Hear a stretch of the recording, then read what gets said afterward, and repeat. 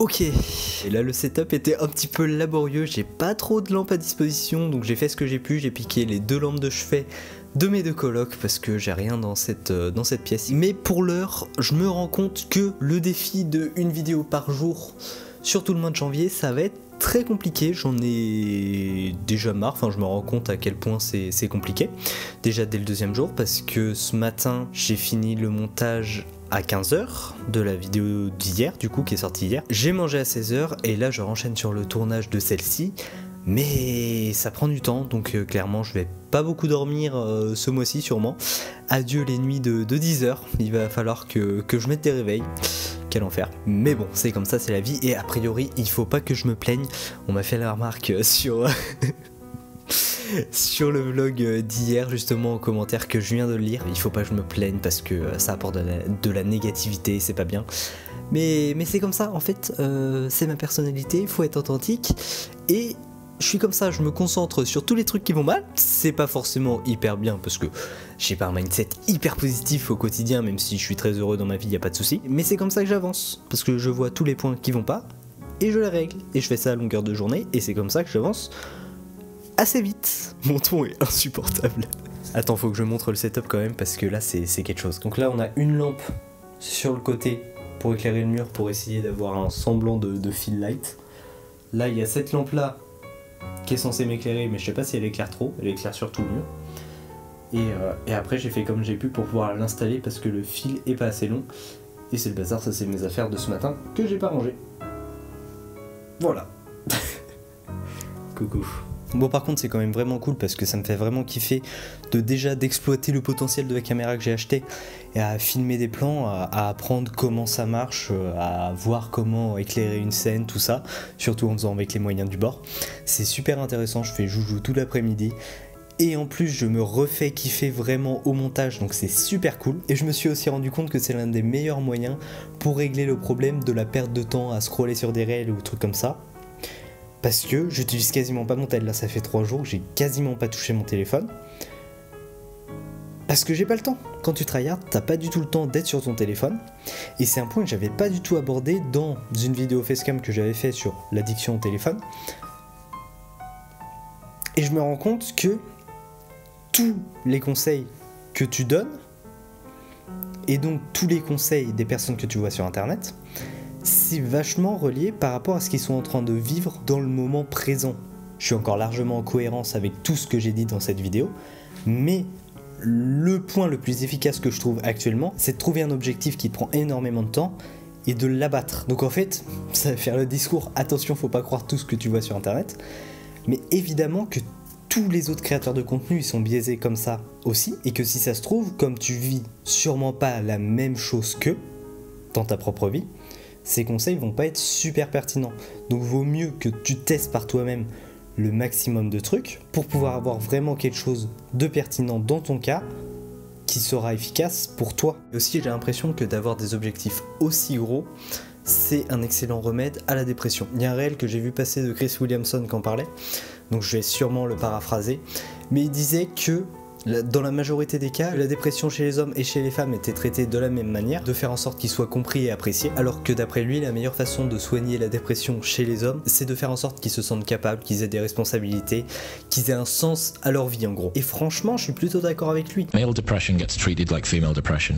Men are made to feel loved and accepted when all they want to do is feel capable and powerful. And powerful and competent and respected and admired is something that will get a man so far.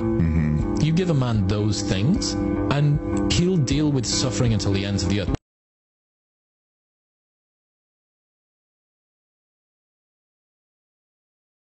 Sur les 2 derniers mois, j'avais pas spécialement de drive, de trucs qui me faisaient vraiment kiffer. Et là, directement, quand je commence un défi comme ça, où vraiment j'ai plus aucun temps pour moi quasiment, et bah j'ai pas le choix, ça me force à agir, et je suis hyper heureux. Après j'ai jamais été en dépression, globalement ma santé mentale est excellente, même si j'ai des petits creux, c'est normal, ça arrive à tout le monde, donc je sais pas à quel point c'est...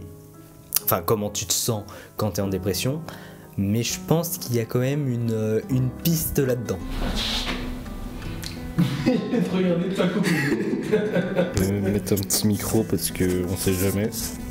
Allez, nous sommes seuls. Je sais même pas par où attaquer. Il faudra qu'après je fasse des petits plans de face. Enfin de près. Ça me passionne déjà quoi.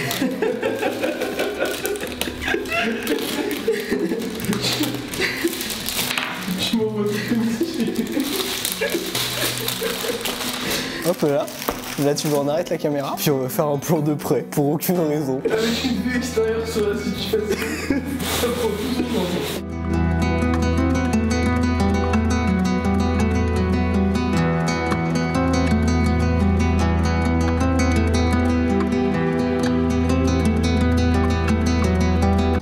Des meufs sur Insta, personne me répond. Pourquoi j'ai pas de meufs? C'est insupportable. Mais tu trouves où les meufs ADM?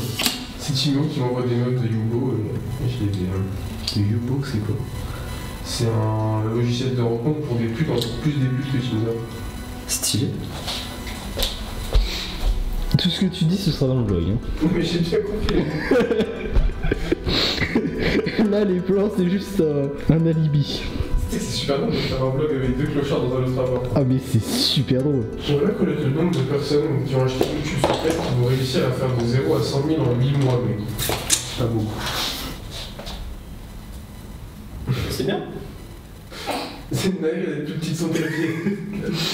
Bon bah c'est parfait, tout est installé, le trépied a l'air vraiment pas mal même s'il y a des vis dans tous les sens, je sais pas à chaque fois quand je dévisse un truc si ça va dans le bon sens ou pas, mais bon au moins je peux filmer des plans à ma hauteur tranquillement sans me prendre la tête et je vais avoir beaucoup plus de variété de plans possible grâce à ça, donc vraiment c'est super cool. Et du coup à se fixer des objectifs ambitieux, tu t'imposes des obligations, des responsabilités et donc ça t'enlève une partie de ta liberté. Mais selon moi c'est nécessaire de supprimer une partie de sa liberté pour éviter que ça nous paralyse. Quand tu peux faire tout ce que tu veux, t'as tellement de choix que la prise de décision, elle va être hyper longue.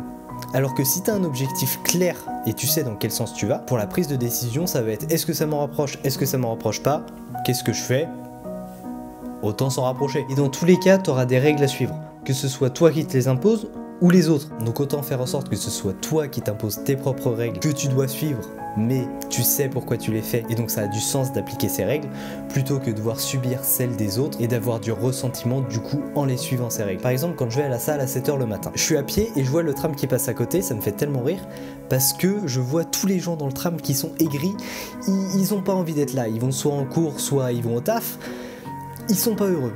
Alors que moi j'ai le smile jusqu'aux oreilles, clairement je suis hyper content d'être là parce que je sais que je vais à la salle et que je kiffe ça. Donc en fait on est au même endroit, au même moment, sauf que eux c'est quelqu'un d'autre qui leur impose d'être là et moi je fais le choix de venir m'entraîner à cette heure-ci, donc je suis largement plus heureux d'être là et ça fait sens pour moi. Allez sur ce, cette vidéo ça aura juste été des petites réflexions sur le moment, je me suis pas trop pris la tête pour la réalisation parce que il est tard, il est quasiment... Il est 20 h 30, donc là je vais aller manger et me coucher directement, j'aurais pas eu le temps de faire de la guitare ou truc comme ça. Mais tant pis, et puis comme ça je pourrais gagner du temps sur le montage, c'est pareil, elle va pas être trop longue à monter cette vidéo. Donc je vais pouvoir regagner un petit peu de temps, reprendre le contrôle et puis renchaîner demain sur une autre vidéo. On se dit à demain, charbonne bien, c'était Sylvain Evo, out.